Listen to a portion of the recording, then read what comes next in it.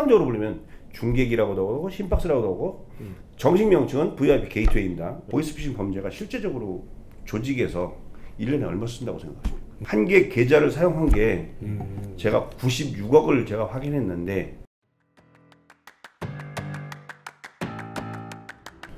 안녕하세요. 꼼짝마TV 황석진 뉴스입니다. 네, 김덕수입니다. 오늘은 현직에서 수사관 생활만 35년을 하셨던 베테랑 수사관을 모시고 현장에서 생생한 얘기를 듣도록 하겠습니다. 지금은 법무법인 회신에서 전문위원으로 계시는 이범주 위원님이십니다. 안녕하십니까. 전문위원 이범주입니다. 인사드리게 많은 영광으로 생각하고요. 이렇게 불러줘서 더없이 감사하겠습니다. 작년 12월 30일까지 현직에 있었어요. 네.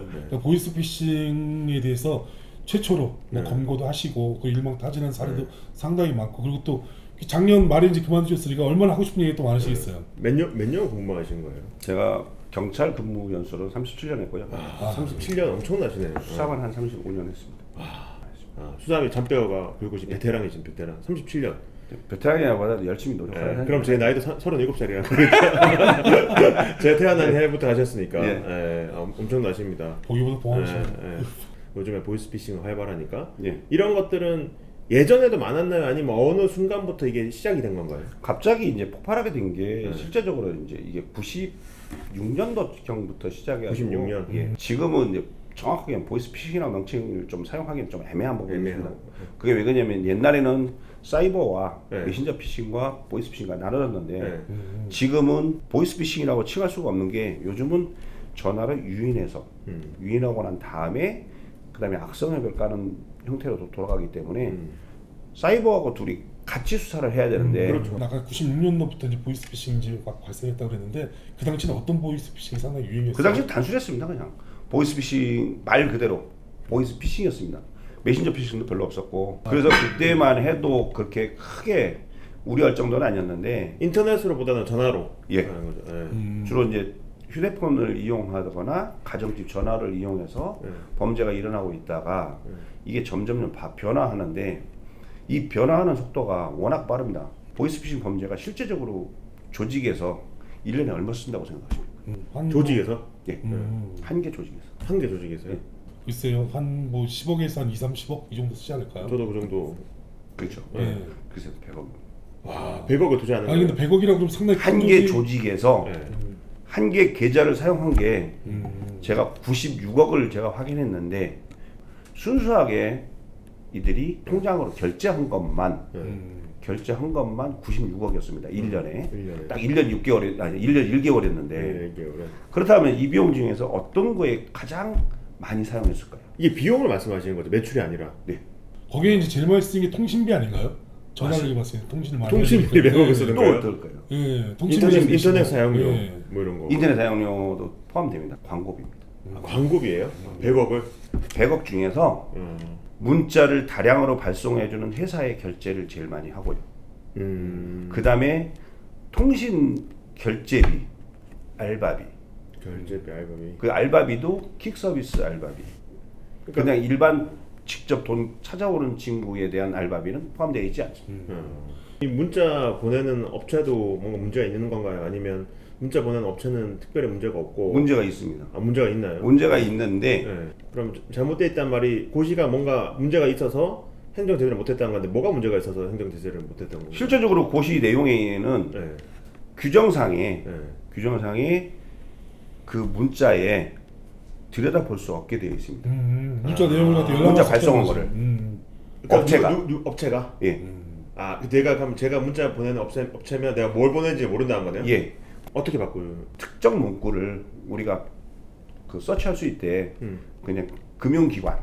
여기서 은행하고 대출이 주로 문제니까 은행 대출 이런 문자가 보냈을 때 그런 문자가 있으면 사전 검열 받은 회사인지 아닌지 그것만 확인해서 사전 검열 받은 회사는 신고한 회사는 발송이 되고 그 외에는 발송을 차단할 수 있도록 그렇게 지금 고시를 변경하려고 노력하고 있습니다. 오래 계셨으니까 쭉 이 보이스피싱의 변천사를 한번 이야기해 주시면 좋을 것 같아요. 변천사. 처음에 이제 군대를 갔는데 당신의 애가 다쳤다. 뭐 총기를 잃어먹었다. 그런 것도 하는. 이런 게 많이 있었죠. 근데 그거는 저도 제가 그 89년도에 군대 갔는데 그 전에도 상당히 많았어요. 예. 그래서 군 문구에 그 뭐 그런 얘기 써 있고 가족들한테 편지를 보내면 절대 그런 거 사칭에 그때는 당하지 그게 제일 마라. 많았어요. 그런 게 되게 많았죠. 원래는 처음에 그거 나왔을 때는 보이스피싱이라고 칭하지도 않았습니다. 그거 뭐라고 이야기했어 그때? 그때는 그냥 단순한 사기로 생각했죠. 왜 사기다? 그러냐면 응. 신고 들어올 때 우리 애가 군대에 다쳤다고 그러는데 무슨 상사님이 전화 와가지고 거기 당신의 애가 다쳤는데 아 치료비 내라고. 네. 그래서 빨리 수술하자. 빨리 수술해준다고 돈 보내라고서 그런 하다가 근데 당신 아들이 영창 간다. 영창 왜 다쳤는데? 아니에요. 영창 가게 된다. 아 영창 가게 네, 됐다고. 영창 가겠다고. 말을 이제 바꿔서 누구 때렸다. 그러면, 아, 때렸다. 합의가 필요하다. 그런 거. 그다음에 이제 총기 잃어먹었는데 영창 가게 생겼으니까 총 사줘야 된다. 네, 총 사줘야 된다. 총 사줘야 된다 그런 이야기도 네. 있네요.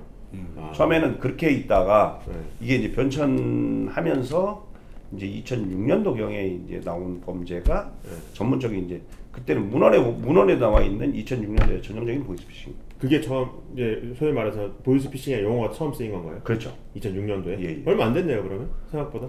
새로운 형태가 그렇게 많이 나타난 거네요 그러면. 그게 전차적으로 진화되고 있는데 전혀 그 앞전에 연구도 안 했죠. 아 연구를 안 했다. 네, 거의 있긴 있었죠. 있었다. 네. 뭐 감독원은 이제 2006년도 5월달. 감독원은 금융감독원이 이제 네. 예, 신고를 한 그 시기가 뭐 2006년도 5월달부터 그래서 거기도 보면 2006년도 5월 18일날 최초의 신고가 되었다 이렇게 되어 있어요.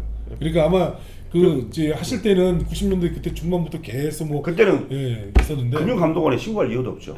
그것도 거의 경찰에 자기 일단 애가 다쳤다고 하거든지 총을 잃어먹었다고 하니까 우선 돈을 대다수 보내줬습니다. 보내주고 나서 확인해 보니 이건 아니다.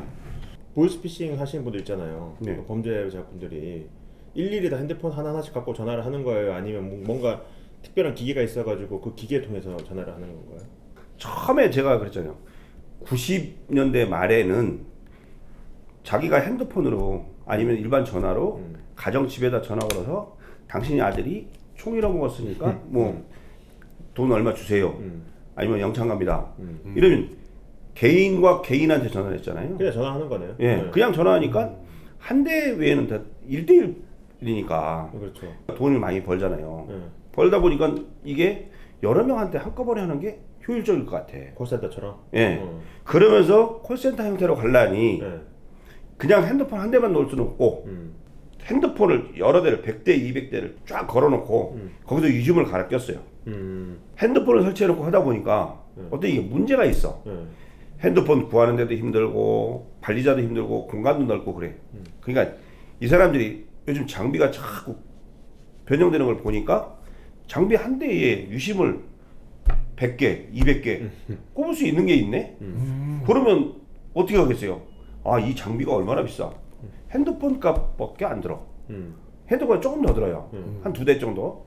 근데 이 노트북만 해요. 여기다 기술이 더 발전해서 안테나가 32개 있는데 여기다 8개씩 유심을 꼽을 수 있게끔 바뀌어요 또? 되어 있는 장비가 있어요. 그래서 이 장비가 변경된 게 지금 현재 우리가 통상적으로 부르면 중계기라고도 하고 심박스라고도 하고 정식 명칭은 VIP 게이트웨이입니다. 근데 게이트웨이인데 256개네 그러면. 그렇습니다. 중국에서 인터넷 전화를 한국에 있는 010 번호로 변환해주는 장비. 그렇게 이해하면 편할 겁니다. 핸드폰이 없어도 핸드폰에서 한국 핸드폰에서 발신된 것처럼 변환해 주는 거네요. 그렇죠. 이 사람들이 제일 중요하게 생각하는 게 한국에서도 때때는 전원도 넣어줘야 되고 이런 관리자가 필요한데 이 관리자가 경찰한테 잡히네?